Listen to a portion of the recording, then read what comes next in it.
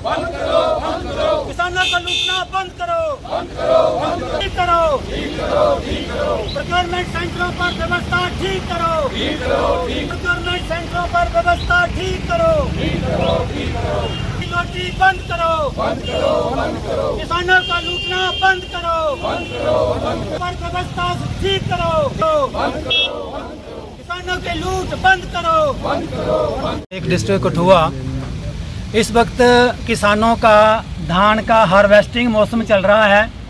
कठुआ के अंदर 11 procurement centre खुलते हैं और हमने इस बार 15 प्रोक्योरमेंट सेंटर की मांग की थी, लेकिन एडमिनिस्ट्रेशन ने 11 ही खोले हुए हैं। लेकिन जो प्रोक्योरमेंट सेंटर हैं वो किसानों की सुविधा के लिए खोले गए हैं। बदकिस्मती से उन प्रोक्योरमेंट सेंटर के अंदर किसानों की ज़बरदस्त लूट हो रही है और वो लूट जो है वो एग्रीकल्चर डिपार्टमेंट और फूड कॉरपोरेशन ऑफ इंडिया का जो डिपार्टमेंट है उनके एहलकारों की मिली भगत के साथ हो रही है।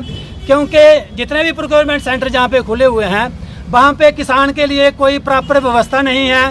10-10 दिन 15-15 दिन से किसान अपना धान लेके उन मंडियों के अंदर पहुँचा हुआ है, वहाँ ढेरियाँ लगी हुई हैं, लेकिन आज तक उनका डिस्पोजल जो है वो नहीं हुआ है।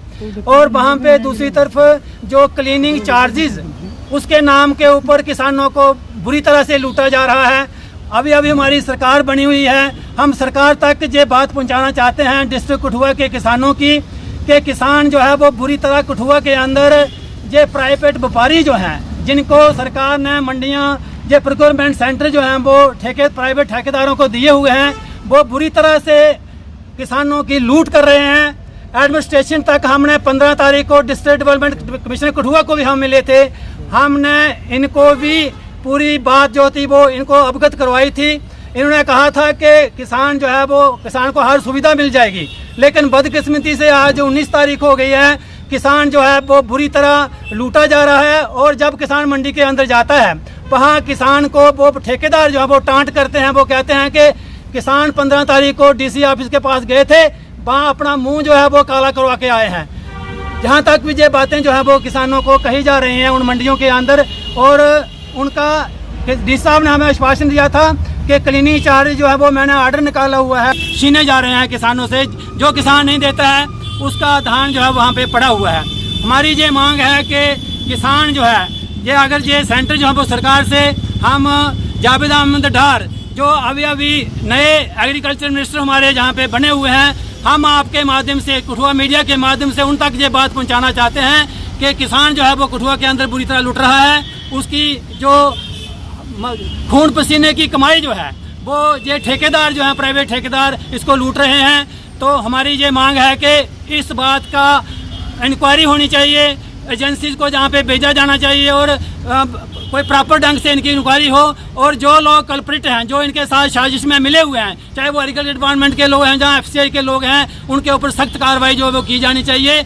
और हमारी ये भी मांग है कि जो भी प्रोक्योरमेंट सेंटर हैं वहाँ पे धान के लिए जो प्रोक्योरमेंट का सिस्टम है उसको सुधारा जाए और हर किसान जो अपना माल जहाँ पे धान लेके आता है वो 24 घंटे नहीं तो 36 घंटे से पहले उसका डिस्पोजल होना चाहिए। बदकिस्मती 12-12 दिन से भी लोगों ने वहाँ पे धान रखा हुआ है, लेकिन वो डिस्पोजल नहीं हो रहा है। तो इन्हीं बातों को लेके आज हम दोबारा DC कठुआ को मिलने आए थे, लेकिन डी साहब जहाँ पे है नहीं, तो हमने ये वाजिब समझा कि मीडिया के माध्यम से अपनी बात जो है वो DC तक पहुँचाई जाए। और जो अभी सरकार बनी है इन्होंने लोगों के साथ वायदे किए हैं कि हम एक अच्छी सरकार देंगे, लोगों के काम करेंगे, किसानों के लिए अच्छी सुविधाएं देंगे। तो हम उन तक भी चीफ मिनिस्टर तक और एग्रीकल्चर मिनिस्टर तक आपके माध्यम से ये किसानों की जो दुर्दशा जहाँ पे हो रही है ये पहुँचाना चाहते हैं और हम मांग करते हैं कि इसके ऊपर जल्दी एक्शन हो। क्या लगता है कि ऊपर से किसानों को कुदरत की मार है, जो धान की फसल नष्ट भी हो गई है, ऊपर जो ठेकेदार हैं वो भी लूट कर रहे हैं, किसान कहाँ तक मजबूर हो चुका है? बिल्कुल किसान जो है वो बड़ा परेशान है, क्योंकि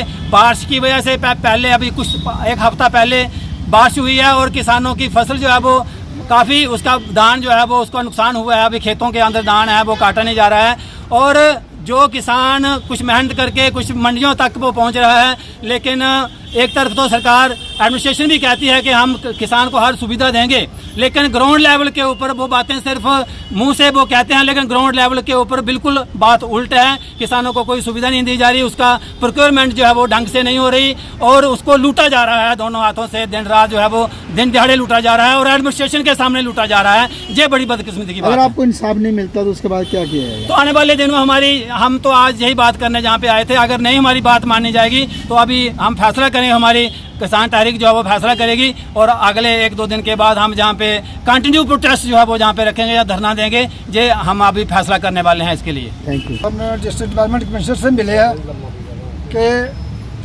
प्रोक्योरमेंट सेंटर्स जो है वहाँ पर क्लिनिक चार्जेस जो है वो ज़्यादा लिए जा रहे हैं, तो इसको यूनिफॉर्मल जो है रेट जो है वो फिक्स किए जाएँ। तो उन्होंने हमें कहा था उस दिन कि हम इस साल करेंगे, आर्डर निकाल देंगे, लेकिन अफसोस की बात है कि कोई भी आज तक आर्डर जो है वो नहीं निकाला गया है।